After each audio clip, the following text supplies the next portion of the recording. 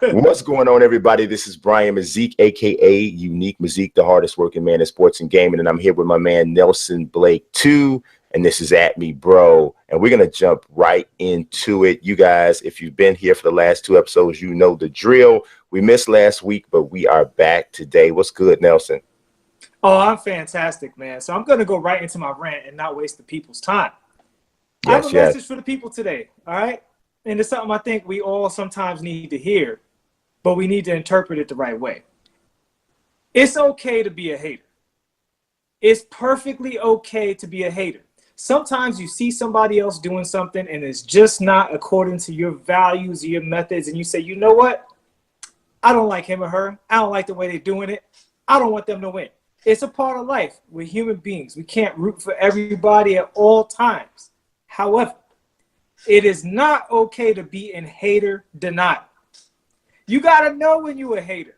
Like, for instance, my man Mazique right here. I know he think about a guy already. He hates Jimmy Butler. My man, and I'm going to say this in the middle of my rant so he can't respond right away. Let you simmer on it. Jimmy Butler hitting game winners left and right for the 76ers. And Mazique going post. That's a bad shot. Now, disgusted. But it is. I look at him. He's drowning in hate. And that's okay, B. Jimmy Butler treated your Bulls wrong in your opinion. You don't like the way he conducts himself, and you're going to hate on him. It's okay because you're being honest. We all hate. We could join hands in that, even when we disagree, because Jimmy Butler's the 76ers savior right now. He's saving them from losing and from Markelle Fultz at the same time. But that's okay because you admit it in front of Sim Nation, At Me Bro Country, and everybody else that you hate some Jimmy Butler.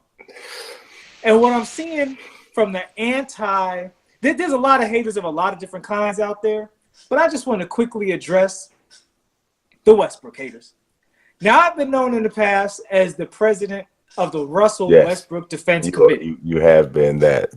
It's been misconstrued that I thought Westbrook was better than he was or excused his mistakes. I would admit to bad shot selection. I would admit to too many turnovers. However, I looked at a guy like John Wall and said, y'all don't ever talk about John Wall. And he has some of the same flaws as Russell Westbrook, but is just a worse player. It's just your hate of Westbrook that makes you deny all of his successes and come to these conclusions when you have other people either producing worse or being worse that you never want to talk about, or you only talk about when they play well. And you know you a hater when somebody is doing well and you don't say nothing about them and you run and hide, or they doing well and you come out and you say some hater thing. Now, if I told you a team was the best defensive team in the league, started the season without their starting backcourt, is still missing who was considered their best defensive player and is right now in the top 4 in the West, and their best player has not been healthy all season, you go, wow, that team is scary. But nobody's saying anything about OKC because they're Westbrook haters and is denying their ability to look at basketball objectively. And as people are looking at my dysfunctional Lakers to be the second best team in the Western Conference, which is not true. They are not. They have a lot of issues to work out. I put forth that if OKC gets healthy, they are possibly the second scariest team in the West because they're already the best defensive team in the league, let alone the West. And they don't even have Andre Robertson, and Westbrook isn't even right yet, as you can tell by his free throw percentage, which is 62%, almost 20% less than his career average, which I don't expect to last the whole season. And there's still something crazy like, 12 out of their last 14 or whatever it may be. So that's it. It's okay to be a hater, but you got to come forward with it. You got to admit it. Go on, B. What you got to say? You bursting. Okay, first and foremost, I don't hate anybody, right? Oh, that's first thing. He's in denial. No, I don't. I don't hate anybody. I don't like certain people or the way that they do things. I don't hate. So as far as a Jimmy, I am not a Jimmy Butler fan. That is no secret. I don't even attempt to make it a secret. he is towards the bottom of my least favorite players list, right? You're a hater. No. A hater doesn't mean you hate him. But here's the thing. Spiritual sense, you're just a hater. But here's the thing. Here's the thing. When Jimmy does something well, I acknowledge it. I acknowledge that Jimmy is a top 4 or 5 swing man, 2-3 guy in the NBA. He is. If you don't say that, then you don't know basketball, or you are so blinded by however you feel that you are ignoring the truth. I agree with that. I don't think that he has the type of mentality that can be the lead dog on a winning squad. I think that Jimmy is the type of dude, like I have a saying about guys and girls in competition and in team sports. Everybody is a good winner. Everybody is. You really find out who you are in the foxhole with when things are going bad. And when Philly hits the inevitable skid, when they find themselves down 3-2, 3-1 in a series, I want to see how well Jimmy Butler gets along with Ben Simmons and Joel Embiid and JJ Redick and whoever else on his team that he seeks to lash out at because he's not ultimately getting his way or getting what he wants. He's done it everywhere he's been. And my father used to say, if everybody is saying such a thing about you, everybody isn't lying. All right, let's pump the brakes. Can we pump the brakes a little bit? Just a little bit. I'll let you go on a little bit on Jimmy, right? First of all, being a hater doesn't mean you hate somebody. It just means you hate on them. There's a difference. Right. Yes. For instance, when a guy hits a game winner and you like that wasn't a good shot, even though it's his signature move and he wasn't heavily contested. But it was heavily contested. No, it wasn't heavily contested. No, that is constant. It wasn't heavily contested. It was absolutely heavily contested. He got it off before the guy got to him. Man, Rondé Hollis Jefferson had his hand dead in his face, man, just like this. Didn't affect the shooting motion. Looked like got to his spot. It looked like John Cena. You can't see me when you're an NBA player, particularly a wing player or a guard, and you have a spot that you get to with a move, and you could go to YouTube, look at guys talking about defending Kobe Bryant. I understand that. If you let him get listen, hold on. If you let him get to his spots, you're dead.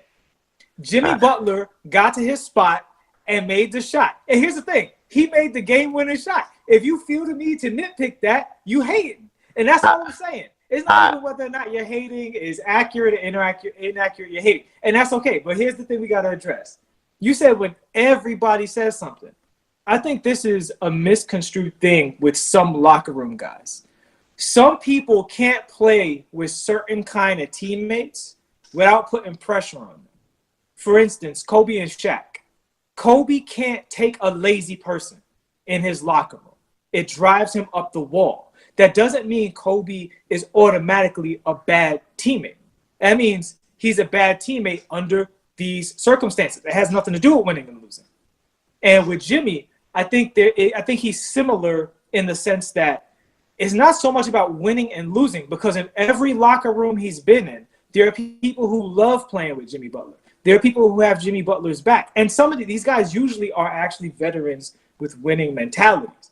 Jimmy has a problem with either younger players or players that he perceives don't have the same work ethic as him or the same mentality as him. I don't think it has to do with winning and losing.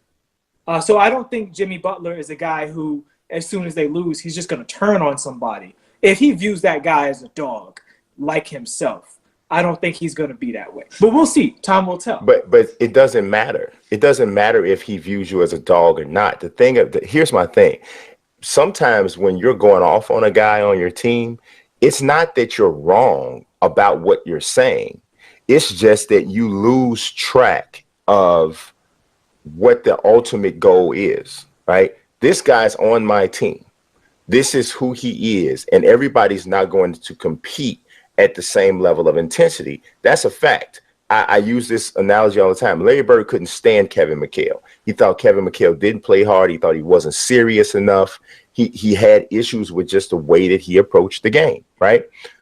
Clearly, they're 2/3 of one of the greatest, arguably the greatest front court in basketball history. The thing of it is that just because you take exception with the way someone does something, because Jimmy seems like he takes mental notes, right? So I've already decided you don't play hard. I've already decided you don't go as hard as me. And I already decided you don't go as hard as me. Now we're on a 5-game winning streak, so I'm not going to say anything right now. But the moment we start skidding, you know why we're losing? Because you don't go hard. You don't go hard. I'm sick and tired of all y'all. Y'all need me. I'm this. I'm that. And to me, that mentality is not really a leader. That's not a leader. I don't think not that's a the leader. case. I don't think that's the case with what happened with Jimmy in Minnesota, because he didn't start doing that. He didn't start doing that, and this has been reported, until he went to management and quietly said, "This ain't the team for me. Move me. I don't like these guys." Okay, but here's the thing. And like you said, he wasn't wrong. These are criticisms everybody has lobbied against. So, but here's my thing. Here's my thing.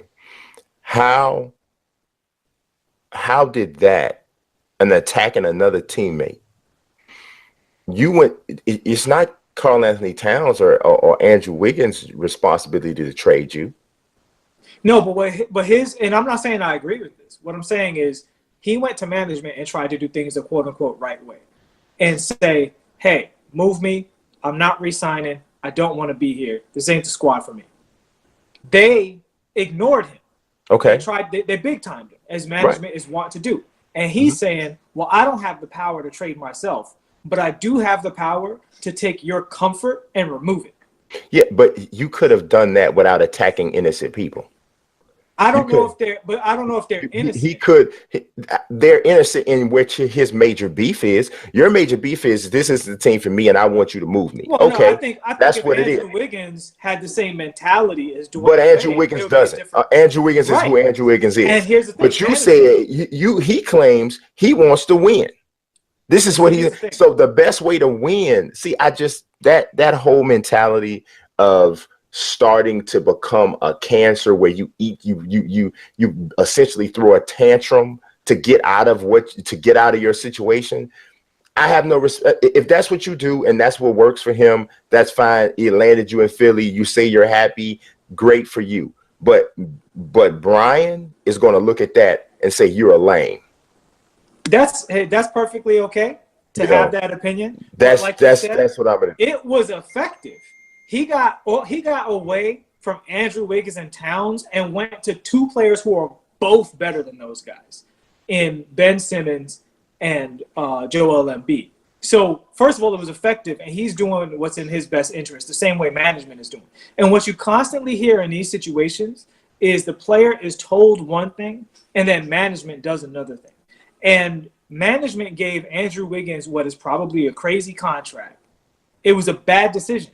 And we are constantly criticizing players for having to deal with management's bad decisions and just take it. But at the same time, we don't want them to go to a place where they say, "Well, bump it. I'm making a lot of money anyway." If you want guys to be competitive, being competitive requires conflict, because you have to do what you believe works. You have to believe it. You know what I'm saying? Once they paid Wiggins and he sat there next to Wiggins for a year, he's like, "I don't believe in this." Well, and you know what? And I'm totally okay with that. And if that's how he felt he needed to go about it, that's fine in terms of, I want to get out. But my thing of it is you could have created the same amount of issue and the same amount of discomfort by attacking the front office. The front office is it's who won't give you your way. From what I heard in the practice, he did. Yeah, in the practice he did, but I'm going dead at Towns. Y'all need me. This dude can't guard me. And then you're trying to break Towns. You're talking about Towns. You're talking about Wiggins. And so now you're shouting at them. Dude, he could have easily gotten, every single time somebody put a mic in his face in the locker room, the front office, I think, here has failed. I'm not a fan of the moves that they've made. I'm not a fan of the way the team is being led. I would like to go. See, I think that would have hurt him more in terms of going on exactly. So you're selfish because now I'm going to reach out and I'm going to hit the people on my level as opposed to coming up and going to the slave master. I'm going to hit the slaves. That's why he's a lame. First of all, that's why he's a lame. Players are not slaves, proportionally indentured servitude, whatever. Highly paid indentured servitude. No, he proved that they're not slaves because he exercised his power. Exactly. He has power. I'm gonna hurt the product. Obviously, he's not gonna hurt the product. He did. They stopped people were booing at home games. They were booing him. They were booing him. They weren't booing the product. They were booing the lame. They were booing the goofy. That's who they were booing. That's your interpretation of it. No, that they're not booing now. I think they were booing the product. No, they were booing Jimmy. That every single report that came out said Jimmy was getting booed every time he touched the ball. Also booing Jimmy. If they were booing the product, they'd still be booing now. They were also talking about people were looking side eye at Wiggins and Towns because many people in Minnesota are watching these two kids not play no defense, and they're like, "Yeah, I want the guy who took us to the playoffs and plays D." Well, you know what? It's really funny that they're playing so much better as a team now without him. Well, I think they got what they needed. And this is what I'm saying. I'm not saying Jimmy Butler was perfect, but I do think that he was correct in the sense that he's not the guy to sit there and be patient with these young guys and give them all this room to be stars and all this stuff while they're not doing the things that he thinks are the right thing. I have no problem with that. He needs to be with guys who are more like alpha dogs. And y'all need to get guys in here who are more role players to give these guys space and room to be whatever you think they're going to be. And he already had that conversation. It just took him strong-arming them to get them to do the thing that he wanted them to do. And I don't even necessarily and management does that to players all the time. They lie, cheat, and steal these players all the time. I applaud players who show they're on the same level as management. That's why I love what LeBron has done, because LeBron has changed the game in that way. What I'm not a fan of is when you use that or you try to exercise your power by taking advantage of people on the same level as you, guys who are not even part of you. This guy comes to work every day, just like you come to work every day. He does his job the way he does his job. He doesn't answer to you. You don't answer to him. You can create a dynamic where there's an answering and there's some sort of pecking order, but there's not an official pecking order. The official pecking order goes from player to coach to management. If you have a problem with the way things are going, you can talk to that player. If you don't get what you want, you can talk to the team. You can talk to the coach. You can talk to management. This is the chain of command. All right. Don't get out. And I don't have any respect for a guy who comes out in public and starts to berate a teammate, because I don't think that it is beneficial at all in terms of down the road ultimately. Now, if we're in a closed practice and there's no media around and there's none of that and it's just us and we going hard, and this is the type of, even that can be shaky, because you have to know who you're playing against, because every teammate, that people are motivated in different ways. And some people are motivated by that approach. Some people are demotivated by that approach. And if you are a real leader and you're really interested in getting the best for that team, then you're going to take the time to figure out, how do I motivate this guy? That's what a leader does. A leader doesn't try to force everybody to fit into their leadership style. But that's not what a leader does. And they tell you that they have a certain vision. And then you look at this guy and he ain't played defense in the 4 years he's been here. And then they give him a big contract. And you're like, how is that with the vision? That's not what you told me. You know what I'm saying? Anybody who wouldn't have given, you can't always change them. Anybody who wouldn't have given Karl Anthony Towns a big contract is out of their mind. No, we talk about Wiggins. I mean, that whole, that's a bad move. Maybe it was. Maybe it was. Maybe it wasn't a great contract. But so you think this? Taking a discount since we're talking about haters, is Jimmy not hating on Andrew Wiggins? No, because he has to work with them. You're not hating on somebody you got to work with. That's the, you hate from a distance. No. When you work when you There's no on proximity. There's no proximity in hating. I'm saying it's a different context because we're talking about hating in a kind of joking way. This is an actual real relationship where you're saying, I can't get you to be reliable for me. You're an unreliable person to me.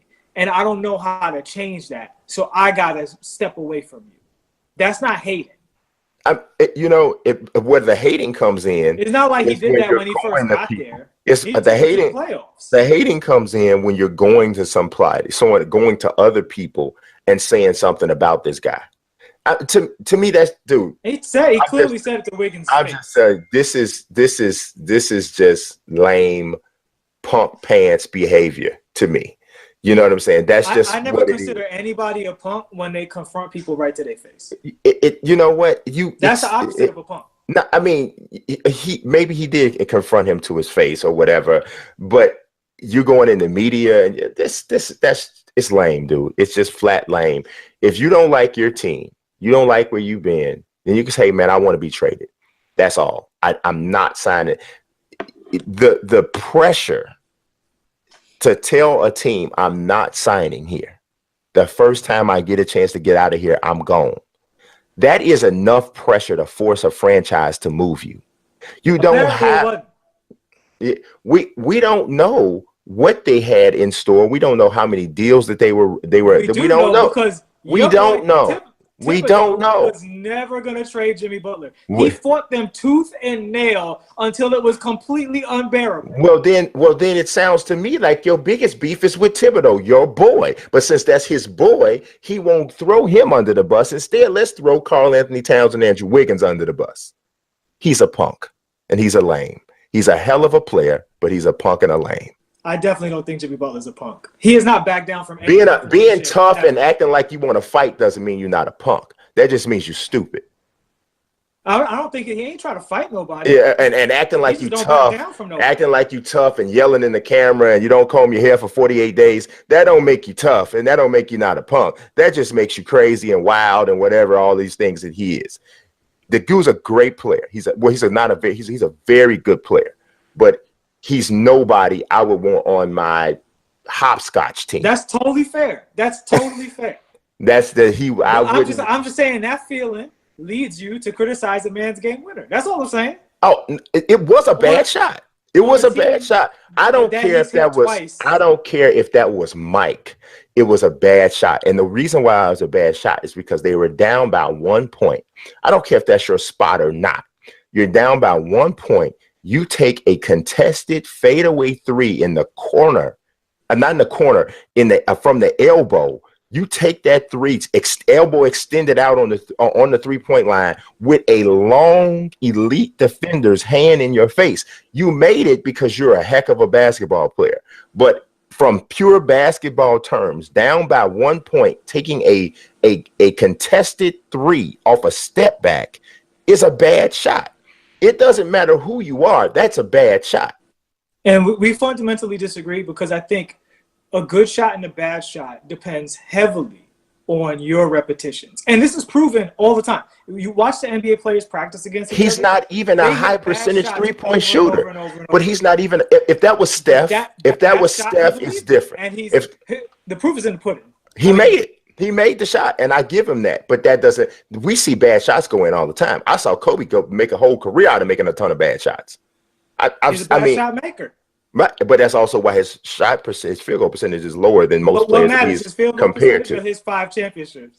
Well, you could say the 7 he could have got if he hadn't ran Shaq off. But I mean, it is what it is.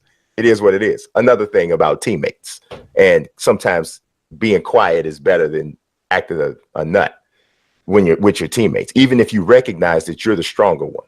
Because sometimes being the stronger one is about being quiet. Jimmy and Kobe could probably learn that lesson. I'm only not responding to the Shaq thing because that's another conversation. You can have it anytime you want. Anytime you want, we can have a conversation. I'm just telling you, Jimmy's a heck of a player. Even though it's been written and recorded that Kobe was not the one who ran Shaq out. They weren't going to pay Shaq because he was getting old and fat. And it wasn't until he got to Riley Everybody gets in shape when they play for Riley. It's like a magic spell. He don't take no fatness in his organization. Yeah, he has a no-carb organization. And that, right. It's keto land out there, right? So that was the only way Shaq was going to get in shape. He was just way too comfortable in LA, and they weren't going to pay him. And that's the number one reason that he left. I think that's debatable, but I think it's debatable that there were other factors in there. I think if Kobe and Shaq are not into it, then that dilemma doesn't come. You don't ask yourself that question. But that's like you said, that's a topic. Another day. Anytime you want. Anytime you want to do it. The Jimmy thing chaps my hide. And here's the thing. I'm actually giving you props because you admit you're a hater. You don't like the word hater. You're saying you're a don't liker. Yeah. No, I absolutely hate on everything Jimmy does in terms of Jimmy, not everything he does, because if Jimmy's a very good defender. He is. I mean, there's really no way to hate on Jimmy's defense. He mans up and he takes all of these different challenges. And it doesn't matter if the guy, like the game against Kemba Walker when Kemba had 60, Kemba gave him buckets. But at the end of the game, when there was a big defensive play to be made, Jimmy made that play. Yeah. And that, like I said, I have really nothing bad to say about Jimmy Butler on the court. He's not a great three-point shooter, but that's fine. He doesn't have to be. He's so good at so many other things. And I also give Jimmy mad credit because when he first got to the league with the Bulls, he was none of this stuff that he is now as a player. Yeah. I mean, he worked his butt off to get to what he is. And I have absolute respect for that. But in the process, he has become a complete jerk. And that, and even teammates have said that dude has changed. And that to me is significant. And when you look at him, he's not a guy that I would want to be going to war with at all, especially if there was chances or a good chance that we could lose. Not at all, because I'm going to know that at the end of practice, he's going to act funny. I say that's totally fair, but there's a difference between saying that's a guy I wouldn't want to go to war with, and that's a guy who can't win a war. And for me, I don't think he can. That people I don't think we're gonna see. When you say win, we mean a championship, and I think that's ridiculous because the Philadelphia 76ers aren't better than the Golden State Warriors, and I would say they're not better than the Raptors. So that has nothing to do with. But you know what though? Man? You want to know the truth, man. If you look at their team. You look at the fact that they arguably have the best center in the NBA. Yeah, they probably have the best center. They probably have the best center in the NBA. They have one of the most enigmatic, just odd, just forces at all. That's the problem. Is Ben's I think the Fultz situation has hurt Simmons, and I think it's arguable that off-court stuff has hurt Simmons. He's not having a great sophomore year. No. So if Simmons was at peak last year, you could make the argument. But right now, there is no basketball argument where I think you can say that they are better than Milwaukee, Toronto, and a bunch of teams out west. They're just not. They're just not better than those teams. They're not better than I think they definitely still need some shooting. Overall, just throughout the roster, just another shooter in the starting lineup, and then they also need some shooting off the bench. Landry Shamet has been good off the bench. Yeah, he's good, but also young, so so that's developing situation. We'll see what happens. But point being, though, Philly should not be expected to do better than go to the second round. A slight overachievement for them, very slight, would be making it to the Eastern Conference Finals. And if they went to the finals, I think it should be considered a bit of a surprise in the state that they're in. And to put any of that on Jimmy Butler would be extremely unfair because that's on paper with what they are. They're a second-round playoff team. Now, if they got bounced in the first round, I would say we could look at every factor, including Jimmy. If they lost to an inferior team in the second round, we could have that conversation too. But if they lose to a team they're supposed to lose to, like Milwaukee or Toronto, then I don't know about that one. Yeah, I mean, yeah, I'm not necessarily waiting to see if they fail to make up my opinion about Jimmy. My opinion about Jimmy is what it is. Nothing he'd do on the court that would surprise me. If Jimmy had a playoff series where he averaged 27, 8 and 8 or 27, 8 and 6, it wouldn't surprise me. Yeah. He can do that. I know he can, but I also know he can wreck a locker room when he gets frustrated. So, you know. So you on record, Jimmy Butler will never ever win an NBA championship. I'm not gonna say that. I mean, we got guys they latch on. I'm on record. I'm on record with saying that he will never win an NBA championship as the best or second best player on his team. I think second best that's one of those things where I think it's more of like, are you an all-star level component? Yes, right? Is he as an all-star level component? He won't. He will never win a championship. All right, we'll see. We'll see. This is exciting. I can't wait. Pocket, I'll be weak. I'm rather unique.